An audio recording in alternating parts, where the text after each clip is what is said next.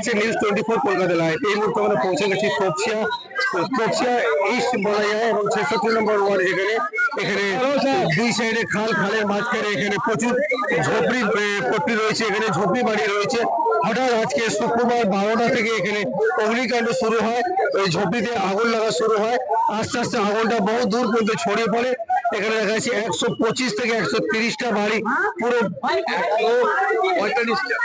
100 এখানকার মানুষের বলছে 145টা বাড়ি এখানে পুরো পুড়ে ছাড়খাড় হয়ে গেছে। এখানে প্রচুর পরিমাণে দমকলের ইঞ্জিনও এখানে কাজ করছে এবং পুলিশ প্রশাসনের পক্ষ থেকে এখানে খুব ভালো তাদের ভূমিকা দেখা যাচ্ছে মানুষের সাথে, মানুষের পাশে থেকে আগুন নেওয়াতে। আমি এখানে মানুষকে অবশ্যই জিজ্ঞেস করে নেবো, গাড়িটা আগে যদি চলে আসতো তাহলে আমাদের একটু খাওয়া হতো, কিন্তু গাড়ি আস্তে আস্তে কমসে কম 1 ঘন্টা দিয়ে যাবে।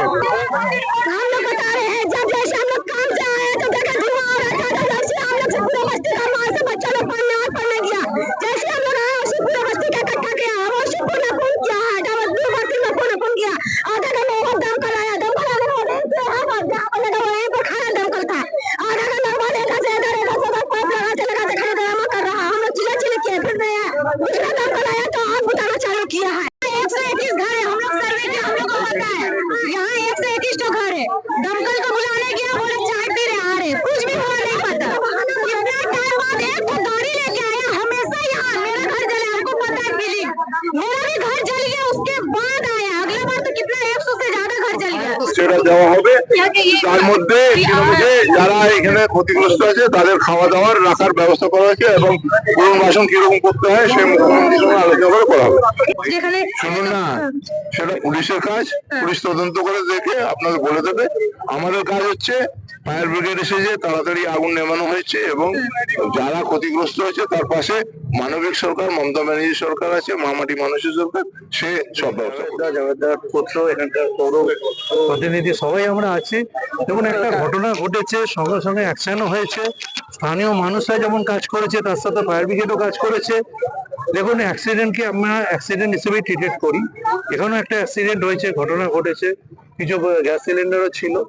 এখন কিছুক্ষণের মধ্যে আমরা কন্ট্রোল, আমাদের সিনিয়র সমস্ত অফিসার, ডাইরেক্টর থেকে সবাই এসে গেছে আর সবাই কাজ করছে। কতগুলি ইঞ্জিন আমাদের এখন 18টা ইঞ্জিন আমরা কল করেছি, আগে 15টা, এখন 3টে আরো বাড়িয়ে দিয়েছি। আর পাম্প অনেক লাগিয়ে দিয়েছি খাল পারে, আর কিছুক্ষণের মধ্যে সবকিছু হয়ে যাবে।